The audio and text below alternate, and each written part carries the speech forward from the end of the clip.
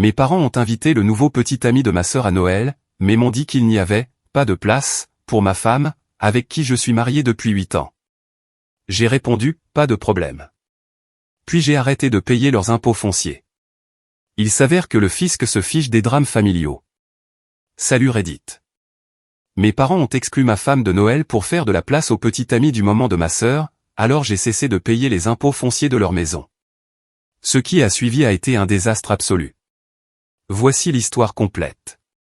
Je suis un homme de 34 ans, ingénieur civil, je conçois des systèmes de traitement de l'eau pour des municipalités du Midwest. Ce n'est pas un travail glamour, mais il offre un revenu stable et une réelle sécurité d'emploi. La plupart de mes journées consistent à examiner des plans, à calculer des débits et à m'assurer que les petites villes ont de l'eau potable. Le genre de travail auquel personne ne pense jusqu'à ce que quelque chose tourne mal. Ma femme, Anna, 32 ans, est infirmière en pédiatrie. Elle fait des gardes de 12 heures et rentre épuisée, mais ne se plaint jamais. Nous sommes mariés depuis 8 ans, ensemble depuis 11. C'est le genre de personne qui se souvient de l'anniversaire de tout le monde, prépare des cookies pour les nouveaux voisins et fait du bénévolat au refuge pour animaux pendant ses jours de congé. Quand nous avons commencé à sortir ensemble, elle est venue rencontrer mes parents avec une tarte faite maison et leur a posé des questions attentionnées sur leur vie. Ma mère m'a dit plus tard qu'Anna était « gentille », mais sur ce ton qui suggérait que « gentille » signifiait « ennuyeuse ». Anna a grandi dans une famille ouvrière de l'Oregon. Son père était chauffeur de poids lourd avant de mourir d'une crise cardiaque quand elle avait 25 ans. Sa mère travaille toujours comme directrice dans un grand magasin, enchaînant des semaines de 50 heures à 62 ans parce que la retraite n'est pas vraiment une option avec son revenu. Anna envoie de l'argent à sa mère tous les mois. Elle ne s'en plaint jamais. Elle aide discrètement, car c'est ce que la famille fait dans son monde. Dès le premier jour, Anna a fait des efforts avec ma famille. Elle appelait ma mère juste pour discuter, envoyait des colis avec les collations préférées de mon père, se souvenait de demander des nouvelles des derniers drames professionnels de ma sœur Brianna. Elle a conduit 6 heures aller-retour pour les funérailles de ma grand-mère, même si elle ne l'avait rencontrée que 2 fois. Elle a assisté à d'innombrables dîners de famille où la conversation tournait entièrement autour de la vie de Brianna, tandis que les réussites professionnelles d'Anna passaient sous silence. Elle ne s'est jamais plainte, n'a jamais demandé de reconnaissance, elle a simplement continué à être présente et bienveillante. Ma sœur cadette, Brianna, 29 ans, est fondamentalement l'opposé. Elle est commerciale dans une concession de voitures de luxe, change de petite amie comme on change de garde-robe saisonnière et traite ses relations comme des essais. Il n'y a rien de mal à être célibataire et à enchaîner les rendez-vous, mais elle agit comme si chaque nouveau mec était son âme sœur, jusqu'à ce que le suivant apparaisse 3 mois plus tard. Le schéma des relations de Brianna était prévisible. Elle rencontrait quelqu'un, décidait en une semaine que c'était le bon, le présentait à la famille en grande pompe, et mes parents commençaient immédiatement à planifier le mariage. 3 mois plus tard, elle découvrait un défaut rédhibitoire, il ne gagnait pas assez d'argent, il n'était pas assez ambitieux, il voulait des enfants trop tôt, il ne voulait pas d'enfants du tout. Et la relation implosait. S'ensuivaient alors des dîners de famille larmoyants où nous devions tous la réconforter et valider qu'elle avait fait le bon choix en quittant un autre type parfaitement respectable. Mes parents ont pris leur retraite dans une petite ville du Missouri il y a environ 5 ans. Papa a travaillé pour les services postaux pendant 30 ans. Maman était secrétaire dans une école primaire. Avec leurs économies, ils ont acheté une jolie maison de 3 chambres sur un terrain de près d'1 hectare. Le problème, c'est que les impôts fonciers dans leur comté sont plus élevés que prévu, et leur revenu fixe ne leur permet pas de joindre les 2 bouts aussi facilement qu'ils le pensaient. C'est là que j'interviens, ou plutôt, que j'intervenais. Il y a 3 ans, mon père m'a appelé, l'air stressé. Ils avaient un retard d'environ 7 500 € sur leurs impôts fonciers. Le comté leur avait envoyé des avertissements et ils risquaient des pénalités et une éventuelle saisie. Ils ne voulaient pas demander, mais pourrais-tu nous aider? Juste cette fois-ci, jusqu'à ce qu'ils règlent leurs finances. La façon dont il l'a présenté donnait l'impression que c'était temporaire, comme s'ils avaient rencontré un obstacle inattendu mais qu'ils s'en remettraient vite. Il a expliqué qu'ils avaient sous-estimé leurs impôts fonciers en achetant la maison, qu'ils avaient eu des dépenses imprévues avec le déménagement et qu'ils avaient juste besoin d'un coup de main pour se rattraper, pour cette unique fois. Après ça, ils auraient la situation sous contrôle. J'en ai discuté avec Anna. Elle n'a pas hésité. Ce sont tes parents. Si on peut t'aider, on doit le faire. Alors, j'ai payé 7 500 € de nos économies, que nous mettions de côté pour l'acompte d'une maison plus grande. Nous nous sommes dit que la famille passait avant tout et qu'ils apprécieraient le geste. Anna mettait de l'argent de côté à chaque paie, rêvant d'une maison avec un vrai jardin et peut-être une chambre d'amis pour quand sa mère viendrait lui rendre visite. Nous regardions les annonces, imaginant le quartier où nous voulions nous installer. Ces 7 500 € nous ont retardé d'environ 1 an dans notre projet, mais nous nous sommes dit que ça valait la peine pour aider la famille. Sauf que ce n'était pas qu'une seule fois. 6 mois plus tard, papa a rappelé. Ils étaient de nouveau en retard, d'environ 3 700 € cette fois. Histoire différente, cependant. Des factures médicales imprévues suite à l'opération du genou de maman. L'opération avait été nécessaire, l'assurance avait couvert la plupart des frais, mais les franchises et la kinésithérapie s'étaient accumulées. J'ai payé. Puis c'est devenu une habitude. Chaque année, comme une horloge, je recevais l'appel concernant les impôts fonciers. Le montant variait. Parfois 2 700 €, parfois 5 500 €, mais c'était toujours la même histoire, revenus fixes, dépenses imprévues, juste besoin d'un petit coup de main. Chaque fois, papa avait l'air stressé et désolé. Chaque fois, il promettait que c'était absolument la dernière fois. Chaque fois, je transférais l'argent et regardais notre fonds pour la maison diminuer. Les excuses ont évolué avec le temps. La première année, c'était le déménagement et l'adaptation. La deuxième année, l'opération du genou de maman et quelques réparations dans la maison. La troisième année, leur voiture était tombée en panne et devait être remplacée. De plus, les impôts fonciers avaient augmenté. Toujours quelque chose d'urgent, toujours quelque chose qui ne pouvait pas attendre, toujours quelque chose que, d'une manière ou d'une autre, seul moi pouvais résoudre. En 3 ans, j'ai payé environ 39 000 € d'impôts fonciers pour une maison que je ne possède pas et dont je n'hériterai jamais. Anna ne s'est jamais plainte une seule fois, même si cela signifiait que nous étions toujours locataires de notre petit appartement de 2 chambres au lieu d'acheter notre propre maison. Notre propriétaire continuait d'augmenter le loyer et nous restions parce que nous ne parvenions pas à économiser assez pour un acompte en finançant la retraite de mes parents. Mais voilà ce qui me dérangeait vraiment. Ils ne m'ont jamais remercié. Pas vraiment.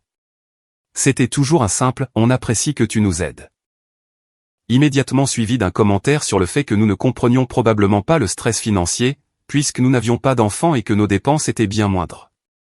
Le manque de gratitude me rongeait plus que l'argent lui-même. Quand vous donnez 7 500 € à quelqu'un, vous vous attendez au moins à une reconnaissance du sacrifice que cela implique.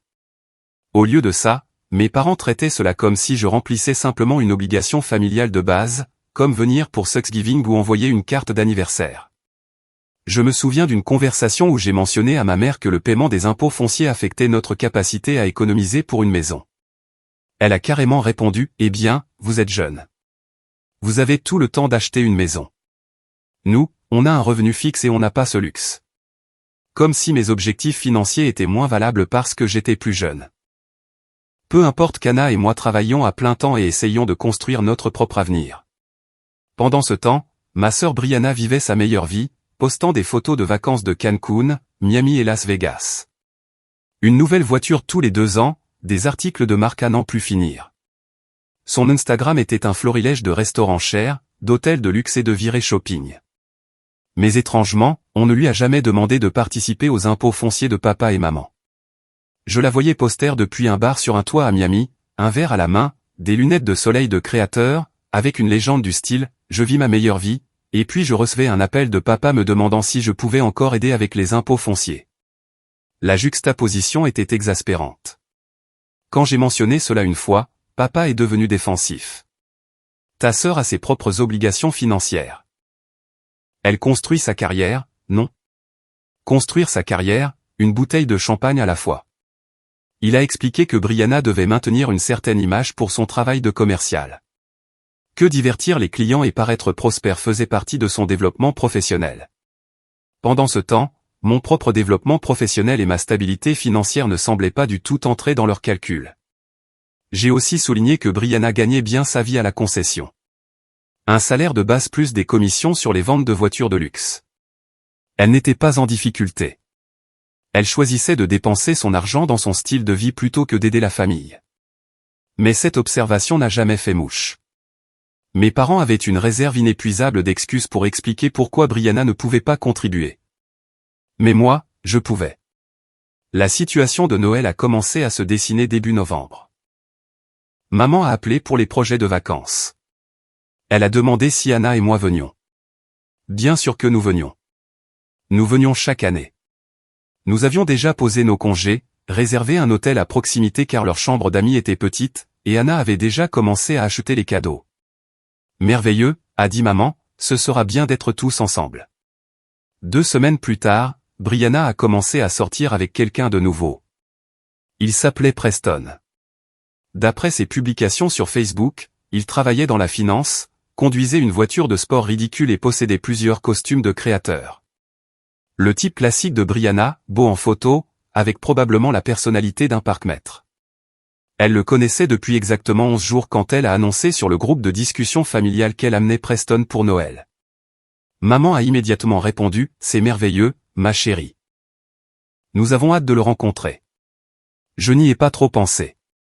Leur maison n'était pas immense, mais elle pouvait accueillir quelques personnes de plus pour un dîner de fête. On s'en était déjà sorti quand la famille élargie venait. Puis j'ai reçu l'appel qui a tout changé. Maman m'a appelé au travail, ce qui était inhabituel.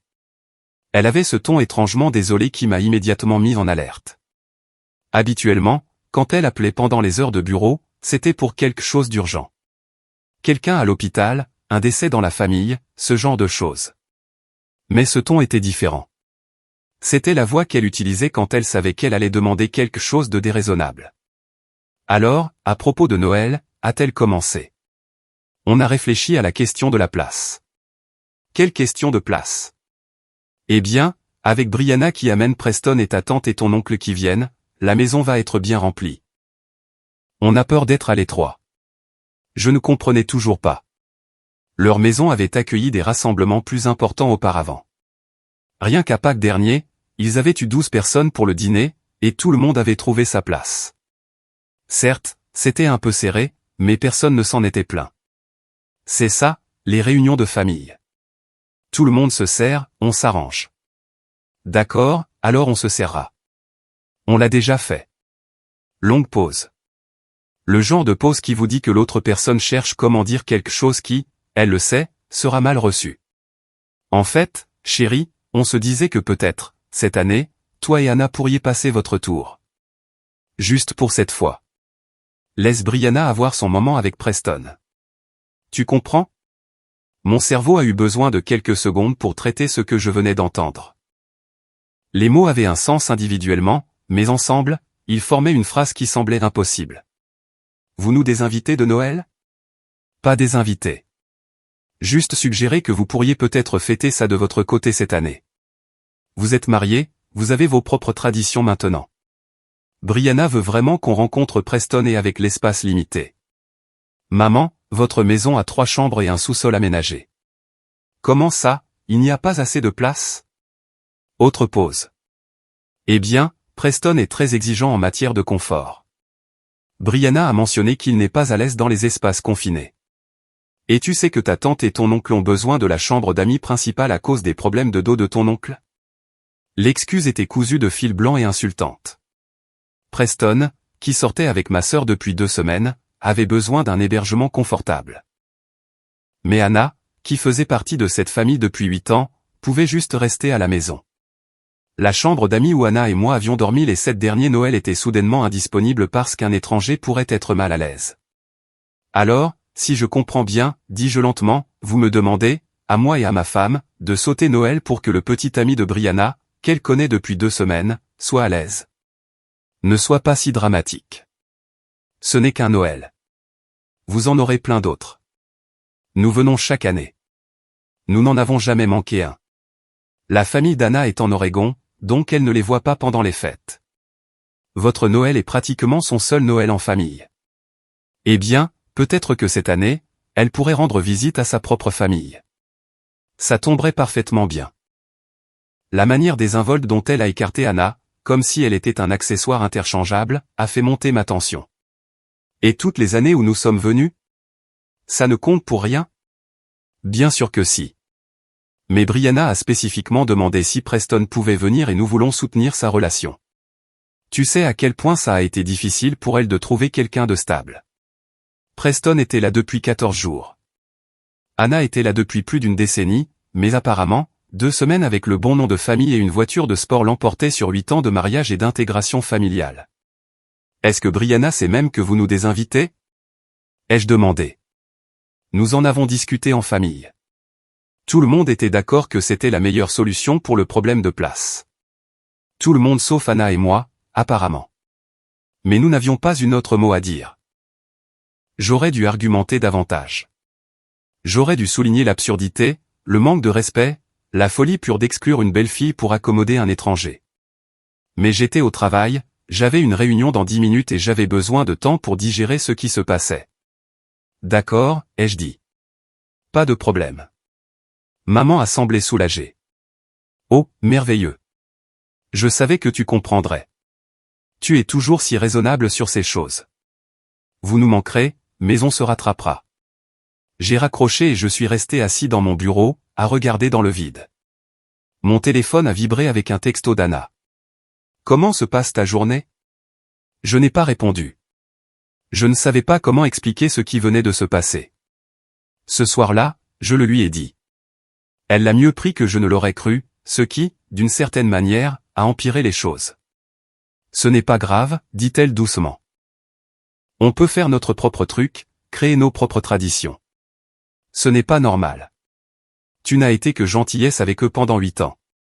Tu te souviens de leurs anniversaires, tu leur envoies des colis, tu appelles pour prendre de leurs nouvelles, et ils te désinvitent pour un type au hasard.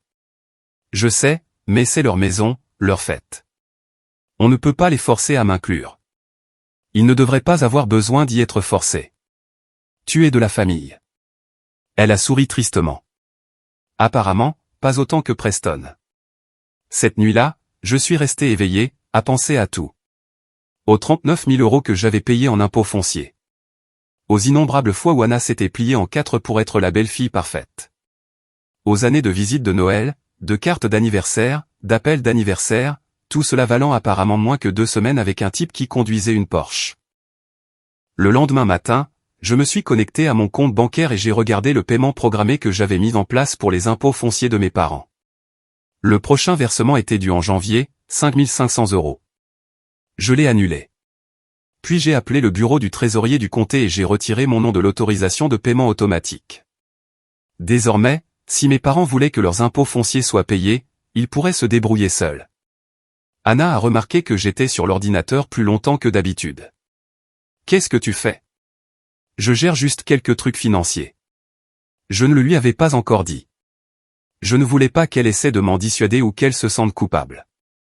Il ne s'agissait pas d'elle.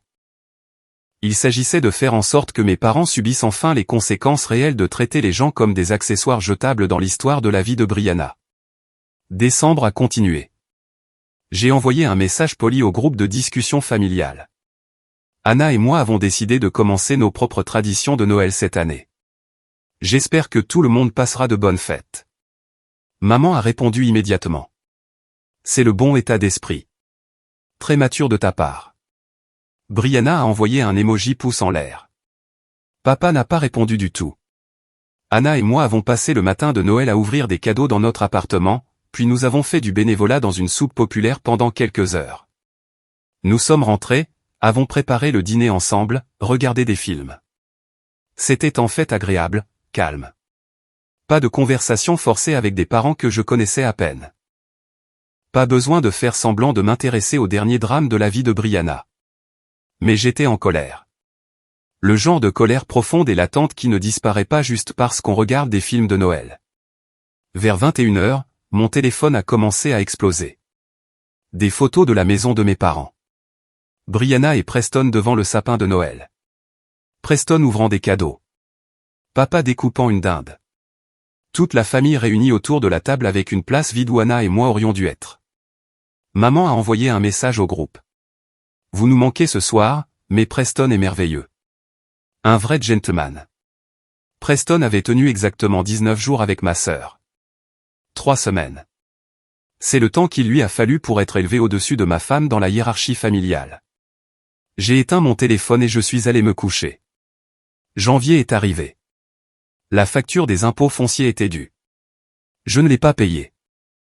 Mon téléphone a sonné 6 fois cette première semaine. Je n'ai pas répondu. Finalement, papa a laissé un message vocal. Salut, je prends juste des nouvelles. Le paiement des impôts fonciers n'est pas passé automatiquement comme d'habitude. Je ne sais pas s'il y a un problème avec la banque ou autre chose. Appelle-moi quand tu auras un moment. Je n'ai pas rappelé. 2 semaines plus tard, un autre message vocal. Le comté nous a envoyé un avis disant que nous sommes en retard sur les impôts fonciers. Je pensais que tu t'en occupais. Est-ce qu'il s'est passé quelque chose avec le paiement automatique? On se prend des pénalités de retard ici. Je n'ai toujours pas rappelé. 3e semaine. Papa a enfin compris. Le message vocal était différent cette fois. En colère au lieu d'être confus. Je ne sais pas à quel jeu tu joues, mais ce n'est pas drôle. Nous avions un accord. Tu ne peux pas simplement arrêter de payer sans nous le dire. Rappelle-moi immédiatement. Je lui ai envoyé un texto. Aucun accord. Je vous dépannais. Ce n'est plus le cas. Il a rappelé dans les 30 secondes. J'ai laissé sonner. Les textos ont commencé à arriver. Nous devons en parler comme des adultes. Ta mère est très contrariée. C'est complètement irresponsable. Au moins, préviens-nous avant d'abandonner tes engagements. Ce dernier m'a fait rire. Abandonner ses engagements. Venant de gens qui nous avaient désinvités de Noël. Février a apporté des messages plus urgents. Le comté avait ajouté des pénalités et maintenant il devait plus de 6 400 €. Il paniquait. Le comté ne plaisantait pas avec les impôts fonciers en souffrance. Chaque mois qui passait ajoutait plus de pénalités et d'intérêts. Ce qui avait commencé comme une facture de 5 500 € était monté à plus de 6 400 € en seulement 2 mois, et cela continuerait de grimper jusqu'à ce qu'il paie ou que le comté saisisse la maison. Le Missouri prend le recouvrement des impôts fonciers très au sérieux. Le bureau du trésorier du comté suit une procédure spécifique, et il la suit à la lettre. D'abord vient le rappel amical, puis l'avis officiel, puis les pénalités commencent à s'accumuler, puis la saisie est enregistrée, puis vient l'avis de vente pour taxes impayées. Chaque étape documentée, chaque échéance claire. Aucune exception n'est faite pour les histoires tristes de drames familiaux ou de revenus fixes. Mes parents n'avaient pas l'habitude de traiter avec des agences gouvernementales qui se moquaient de leurs explications. Ils étaient habitués à moi, quelqu'un qu'ils pouvaient culpabiliser, manipuler, ou simplement user jusqu'à ce que je cède. Le bureau du trésorier du comté n'était pas intéressé par tout ça. Maman a appelé depuis le téléphone de papa, pensant probablement que je ne reconnaîtrais pas le numéro. J'ai répondu. Enfin, dit-elle, on essaie de te joindre depuis des semaines. Je sais. Qu'est-ce qui se passe avec les impôts fonciers? Le comté menace d'une saisie. On dirait que vous devriez les payer, alors. Long silence. Quoi? Vos impôts fonciers. Vous devriez probablement les payer avant que le comté ne saisisse votre maison. Mais c'est toujours toi qui les paies. Je les payais. Passé composé. Plus maintenant. Tu ne peux pas simplement arrêter. On compte sur toi. Cette phrase, on compte sur toi, a cristallisé tout ce qui n'allait pas dans notre relation. Ils n'étaient pas reconnaissants de mon aide. Ils en étaient venus à s'y attendre, à compter dessus, à construire tout leur plan financier sur l'hypothèse que je les tirerais toujours d'affaire. Ils n'avaient jamais même envisagé ce qui se passerait si j'arrêtais, parce que la possibilité que je fixe une limite ne leur avait jamais traversé l'esprit. Comme vous comptiez sur notre présence à Noël. Oh, attendez. Non. Vous nous avez désinvités pour le petit ami de Brianna. Plus de silence, puis, c'est donc de ça qu'il s'agit? Tu nous punis pour un simple problème de place? Un problème de place, c'est ça. Le problème de place où il n'y avait pas de place pour ma femme depuis 8 ans, mais plein de place pour un type que Brianna connaissait depuis 2 semaines. Preston est un jeune homme charmant. Elle a dit ça comme si ça avait de l'importance. Comme si les qualités personnelles de Preston avaient une quelconque pertinence dans la situation. Il aurait pu être la personne la plus charmante, la plus brillante, la plus merveilleuse du monde, ça ne justifierait toujours pas d'exclure Anna. Je me fiche qu'il soit le pape, c'est un étranger. Anna est de la famille. Ou elle est censée l'être. Elle est de la famille, mais parfois nous devons faire des choix difficiles concernant l'hébergement. On ne pensait pas que tu serais si susceptible à ce sujet. Susceptible? Compris. Eh bien, voici ma version de l'insensibilité. Payez vos propres impôts fonciers à partir de maintenant. J'ai fini de subventionner votre retraite. J'ai raccroché avant qu'elle ne puisse répondre. Anna a entendu la conversation. Elle était dans la cuisine, faisant semblant de ne pas écouter, mais notre appartement est petit. Tu as arrêté de payer leurs impôts à cause de Noël, demanda-t-elle doucement. J'ai arrêté de payer leurs impôts parce qu'ils t'ont traité comme une moins que rien. Noël a juste été le moment où c'est devenu impossible à ignorer. Tu n'étais pas obligé de faire ça pour moi. Je ne l'ai pas fait pour toi. Je l'ai fait pour nous. Et parce que j'en ai marre d'être leur fonds d'urgence pendant qu'ils me traitent comme un inconvénient. Elle n'a pas discuté, elle est juste venue me serrer dans ses bras. Mars est arrivé avec des messages de plus en plus désespérés. La facture d'impôt dépassait maintenant les 7 500 € avec les pénalités et les intérêts. Le comté avait officiellement placé une saisie sur la propriété. Mes parents se noyaient sous les lettres et les avis. Brianna s'est finalement impliquée, m'envoyant un long texto sur la loyauté familiale et sur le fait que j'étais cruel pour un malentendu. Quand je lui ai demandé si elle serait prête à aider avec les impôts fonciers, elle a dit que ses finances étaient vraiment serrées en ce moment. C'est ça. Trop serrées pour aider nos parents, mais assez lâches pour ce week-end à Nashville dont elle venait de poster des photos. Je lui ai envoyé les reçus. Chaque paiement que j'avais fait en 3 ans, 39 000 € au total. Voilà ce que j'ai contribué aux impôts fonciers de papa et maman pendant que tu remboursais le crédit d'un véhicule de luxe. De rien. Elle n'a pas répondu. Avril a apporté l'option nucléaire. Une lettre du comté concernant une éventuelle vente pour taxes impayées. Si les impôts en souffrance n'étaient pas payés dans les 90 jours, la propriété serait mise aux enchères. Papa a appelé d'un autre numéro. Probablement le téléphone de quelqu'un d'autre. J'ai répondu par curiosité. Tu vas vraiment nous laisser perdre notre maison, a-t-il demandé. Pas de salutation, pas de politesse. Je ne fais rien. C'est le comté qui s'en occupe selon les procédures standards. Tu sais ce que je veux dire. Tu as l'argent. Tu as payé ces impôts pendant des années. Pourquoi arrêter maintenant? Parce que j'ai finalement réalisé que je finançais une retraite pour des gens qui ne me valorisent pas vraiment, ni moi ni ma femme. Ce n'est pas vrai. On t'aime. Drôle de façon de le montrer. Nous désinviter de Noël. Ne jamais dire merci pour les 39 000 € que j'ai payés. Traiter Anna comme si elle était optionnelle tout en déroulant le tapis rouge pour le petit ami temporaire de Brianna. Preston et son petit ami. Qu'est-ce qu'on était censé faire? Ne pas l'inviter. Vous étiez censé ne pas nous désinviter. Il y avait largement assez de place. Vous avez choisi de nous exclure.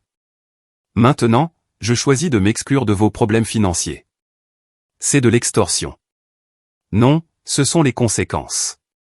Vous vouliez que je comprenne qu'Anna et moi sommes moins prioritaires qu'un étranger. Message reçu.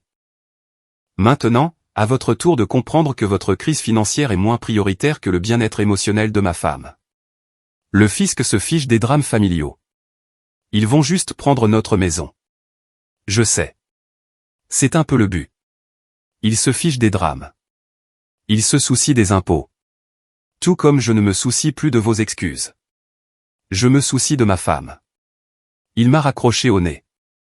Mais est venu avec d'autres appels frénétiques que j'ai ignorés. Ma tante m'a appelé pour me faire la morale sur la maltraitance des personnes âgées et la responsabilité familiale. Je lui ai rappelé qu'elle et son mari avaient pris la chambre d'amis, forçant mes parents à inventer une crise de place. Elle a raccroché aussi. Le plus drôle quand on tient bon, c'est la rapidité avec laquelle les gens décident que vous êtes le méchant. Pas les personnes qui ont créé le problème, mais la personne qui a cessé de le résoudre. Juin est arrivé avec le point de non-retour. Le comté a programmé la vente pour taxes impayées pour le 15 juillet. Si mes parents ne trouvaient pas 9 200 € d'ici là, leur maison serait vendue aux enchères. Les ventes pour taxes impayées au Missouri suivent un processus spécifique. Le comté publie une liste des propriétés avec des impôts en souffrance dans le journal local pendant 3 semaines consécutives. Les investisseurs immobiliers et les spéculateurs surveillent attentivement ces listes, à la recherche d'opportunités d'acheter des propriétés pour une bouchée de pain. Des maisons où des familles ont vécu pendant des années peuvent être rachetées par des étrangers qui ne les voient que comme des opportunités d'investissement. La maison de mes parents serait sur cette liste. Leur adresse, leur nom, le montant dû, tout serait publié à la vue de tous. Leurs voisins le sauraient, leurs amis le sauraient, toute la petite ville saurait qu'ils avaient laissé leurs impôts fonciers impayés au point que le comté agissait. La honte de la situation dérangeait probablement mes parents presque autant que la crise financière. Ils avaient passé toute leur retraite à construire cette image de stabilité de classe moyenne confortable. Ils avaient rejoint les bons clubs, assisté aux événements communautaires, se lié d'amitié avec d'autres retraités qui semblaient avoir leurs finances en ordre. Maintenant, tout le monde verrait la vérité.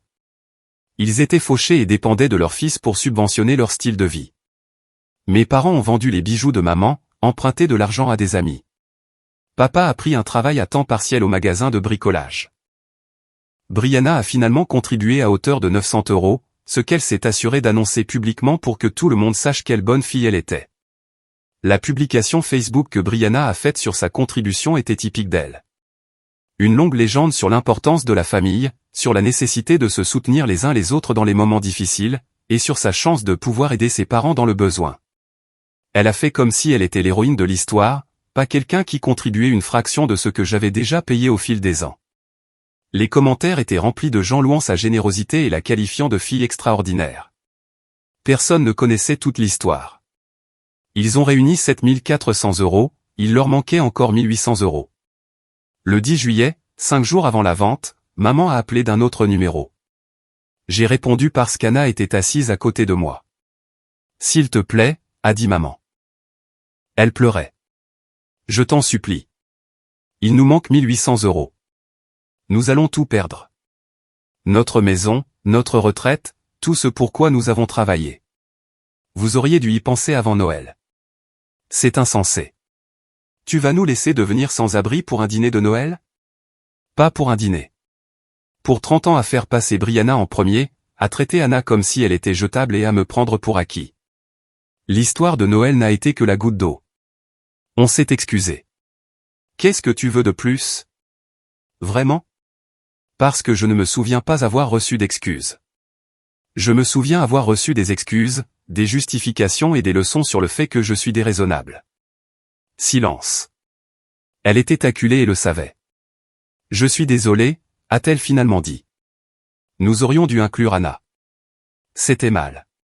Continue. Nous t'avons pris pour acquis. Avons pris ton aide pour acquise. Nous aurions dû être plus reconnaissants pour tout ce que tu as fait. Et nous avons fait passer Brianna avant toi. T'avons fait sentir moins important. Ce n'était pas juste. On se rapproche. Et à propos d'Anna spécifiquement? Longue pause. Nous avons maltraité Anna. L'avons exclue alors qu'elle n'avait été que gentillesse avec nous. Lui avons fait sentir qu'elle n'était pas vraiment de la famille. Voilà. C'était si difficile?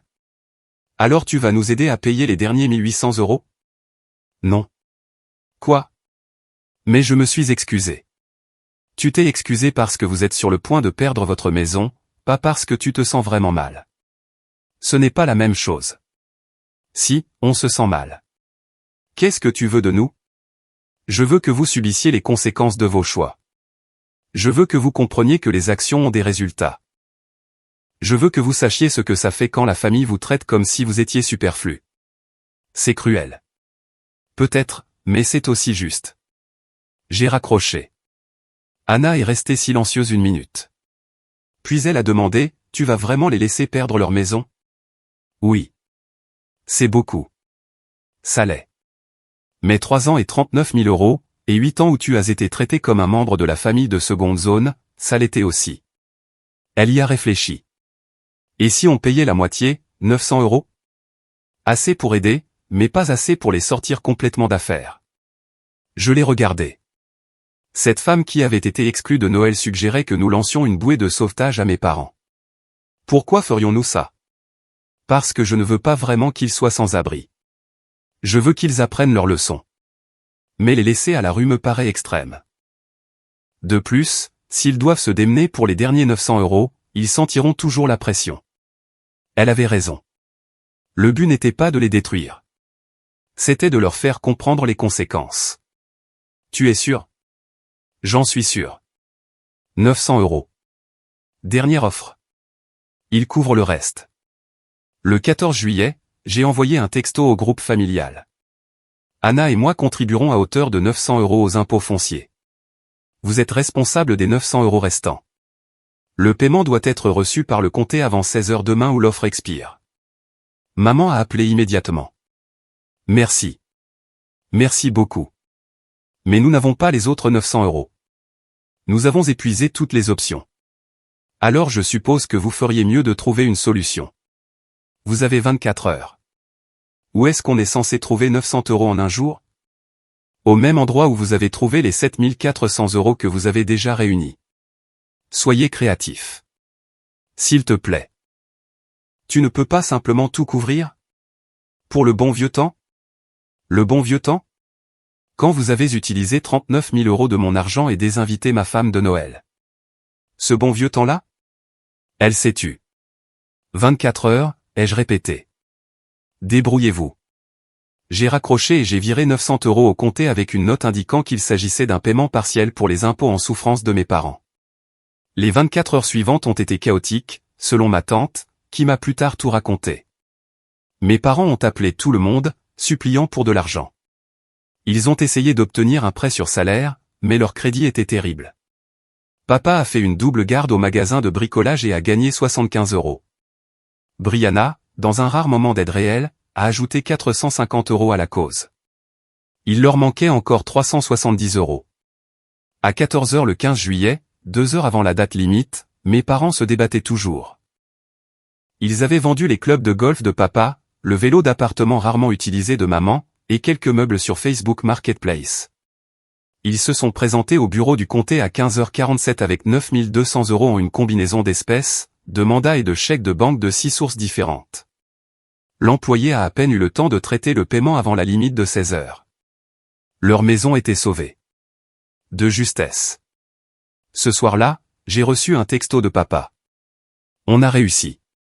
Pas grâce à toi. J'ai répondu, de rien pour les 900 € et les 39 000 € avant ça, et pour la leçon sur les conséquences. Il n'a pas répondu.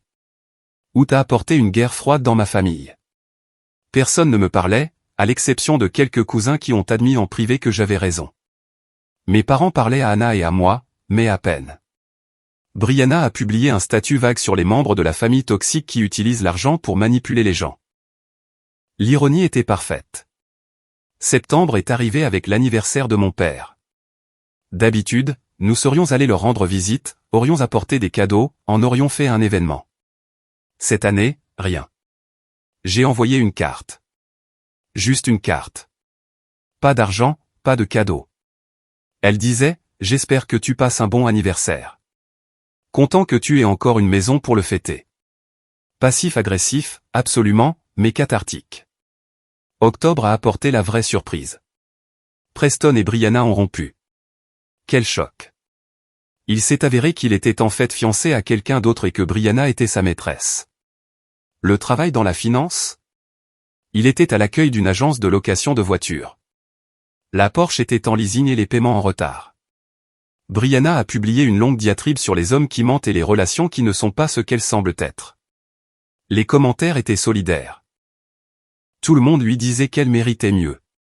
J'ai résisté à l'envie de commenter, tu te souviens quand maman et papa m'ont désinvité de Noël pour impressionner ce type? Anna m'a rappelé que ce serait cruel. Elle avait raison. Ça ne m'a pas empêché de le penser. Novembre est arrivé avec un développement inattendu. Maman a appelé de son propre numéro de téléphone. Je veux parler, a-t-elle dit. Vraiment parler, pas se disputer, pas chercher d'excuses. Juste écouter et parler. D'accord. Nous nous sommes rencontrés dans un restaurant à mi-chemin entre chez nous et chez eux. Juste nous deux. Elle avait l'air plus vieille que dans mes souvenirs. Plus de cheveux gris, plus de rides autour des yeux. Le stress fait ça. J'ai réfléchi à tout, a-t-elle commencé. Pas seulement aux impôts fonciers, mais à tout. Comment on t'a traité? Comment on a traité Anna? Surtout l'histoire de Noël. Je ne l'ai pas interrompu. Je l'ai laissé parler. Ton père et moi, on s'est laissé emporter par les drames de Brianna. C'est notre bébé. Et elle a eu tellement de mal avec les relations. Chaque fois qu'elle nous présente quelqu'un de nouveau, on s'enthousiasme en se disant que peut-être cette fois ce sera différent, que peut-être elle trouvera enfin quelqu'un de bien. Alors, vous nous avez exclus pour soutenir sa relation. On pensait que ça l'aiderait à se sentir soutenu. Preston semblait si bien sur le papier. Bon travail, bien habillé, poli. On voulait montrer à Brianna qu'on l'approuvait. En désapprouvant Anna. Elle a grimacé. Il ne s'agissait pas d'Anna. On aime Anna. Vos actions disaient le contraire. Elle a hoché lentement la tête. Tu as raison. On a agi comme si Anna était optionnelle, comme si on pouvait simplement la désinviter et que ça n'aurait pas d'importance parce qu'elle est déjà bien intégrée dans la famille. Mais ça ne marche pas comme ça, n'est-ce pas? Non. On t'a pris pour acquis, toi aussi. Tu as payé nos impôts fonciers pendant 3 ans et on a traité ça comme si c'était juste quelque chose que tu faisais, comme si c'était ta responsabilité au lieu d'un énorme cadeau. On ne t'a même jamais vraiment remercié. Non. Et quand tu as arrêté d'aider, au lieu de nous demander pourquoi, on s'est juste mis en colère, comme si tu manquais à une obligation au lieu de finalement fixer une limite. Elle avait compris. Avait vraiment compris ce qui s'était passé. C'était inattendu. Qu'est-ce qui a changé? Ai-je demandé. Le fait de presque perdre notre maison a changé beaucoup de choses. Mais c'est surtout ta tante qui a dit quelque chose lors d'une réunion de famille. Elle a dit qu'on avait repoussé notre fils fiable parce qu'on était trop occupé à courir après notre fille instable. Ça a fait mal, mais c'était vrai. Nous sommes restés silencieux 1 minute. Je suis désolé, a-t-elle dit. Vraiment désolé. Pas parce que je veux quelque chose de toi, mais parce qu'on vous a fait du mal, à toi et à Anna. Vous méritiez tellement mieux tous les deux. Oui, c'est vrai. Je ne peux pas annuler l'histoire de Noël. Je ne peux pas effacer les années où je t'ai pris pour acquis. Mais je veux essayer de faire mieux à l'avenir, si tu nous le permets. J'y ai pensé. J'ai pensé à Anna et au fait qu'elle ne m'avait jamais demandé de couper les ponts avec mes parents, juste de la défendre. J'ai pensé au fait qu'elle avait suggéré que nous contribuions ces derniers 900 €, même après tout. Voici le marché, ai-je dit. Vous voulez une relation à l'avenir? Très bien. Mais elle sera basée sur un respect réel, pas sur une obligation. Ça veut dire qu'Anna sera traitée comme une fille, pas comme une invitée. Ça veut dire plus d'aide financière de notre part. Vous êtes des adultes, gérez votre propre budget. Et ça veut dire que si jamais vous essayez de nous exclure à nouveau pour l'un des petits amis de Brianna, c'est terminé pour de bon. Elle a hoché la tête. C'est juste. Plus que juste, honnêtement. Et tu dois des excuses à Anna. De vraies excuses, en personne. Je sais. Je l'appellerai cette semaine. Nous avons fini notre café et sommes partis chacun de notre côté. Je n'étais pas sûr si c'était un vrai tournant ou juste une culpabilité temporaire, mais le temps le dirait. En rentrant, j'ai raconté la conversation à Anna. Elle a écouté attentivement. Tu la crois, a-t-elle demandé. Je veux y croire, mais les gens ne changent pas vraiment. Ils deviennent juste meilleurs pour gérer leurs pires impulsions. Alors, qu'est-ce qu'on fait? On leur donne une chance. Une seule chance. Et s'ils la gâchent, on s'en va sans culpabilité. Elle était d'accord. Maman a appelé Anna 3 jours plus tard. Elles ont parlé pendant plus d'1 heure. Anna ne m'a pas tout raconté, mais elle a dit que maman avait pleuré, s'était excusée et que c'était sincère. C'était suffisant. Décembre est revenu. La question de Noël a flotté dans l'air pendant des semaines. Finalement, début du mois, maman a appelé. On aimerait beaucoup vous avoir tous les deux pour Noël cette année, si vous êtes d'accord pour venir. Pas de problème de place bizarre, pas de drame de petit ami, juste la famille. Et Brianna, ai-je demandé. Brianna sera là. Elle est en train de tout digérer, mais elle sait que toi et Anna venez et elle est d'accord avec ça. Et la chambre d'amis est à vous. On l'a déjà préparée. Anna et moi en avons discuté, avons décidé d'y aller, mais avec un plan de secours. Nous avons réservé une chambre d'hôtel au cas où les choses deviendraient étranges. Le jour de Noël est arrivé. Nous sommes allés chez mes parents avec des cadeaux et de faibles attentes. En entrant, nous avons trouvé papa et maman qui attendaient à la porte. Bienvenue, a dit maman, en serrant Anna dans ses bras en premier. On est si content que vous soyez là. La maison était décorée normalement. Pas de sanctuaire à la mémoire de Preston. Brianna était là, mais discrète. Elle nous a fait des câlins maladroits et a marmonné quelque chose comme « désolé ». Le dîner s'est bien passé. La conversation est restée légère. Personne n'a parlé des impôts fonciers, de la vente pour taxes impayées ou de tout le bazar de l'année précédente. Juste des sujets familiaux normaux. Les histoires de papa au magasin de bricolage. Les drames du club de lecture de maman. Mes projets de travail. La chambre d'amis avait des draps frais, des serviettes et un petit panier de produits de toilette. Le genre de petites attentions qui montrent que quelqu'un a vraiment pensé à votre confort. Après le dîner, nous faisions la vaisselle quand papa m'a pris à part. Je sais que j'étais sur la défensive avant, à propos de l'argent, de tout ça, mais tu avais raison. On t'a pris pour acquis, on t'a utilisé comme un distributeur de billets, et on t'a traité comme une obligation au lieu de notre fils. Oui. Ta mère et moi avons ajusté notre budget, réduit les dépenses inutiles. On peut gérer les impôts fonciers nous-mêmes maintenant. Tu n'as plus à t'en soucier. Bien. Et Anna est la bienvenue ici n'importe quand. Je le pense vraiment. C'est notre belle-fille. On aurait dû la traiter comme ça depuis le début. J'apprécie que tu dises ça. Il m'a tapé sur l'épaule et est retourné à son café. Pas un grand moment de réconciliation hollywoodien, mais assez réel. Cette nuit-là, allongé dans la chambre d'amis avec Anna, j'ai pensé à tout ce qui s'était passé. La colère, la trahison, la saisie, la course désespérée. Tout ça parce que mes parents avaient oublié que la famille, ce n'est pas une question d'obligation et de hiérarchie.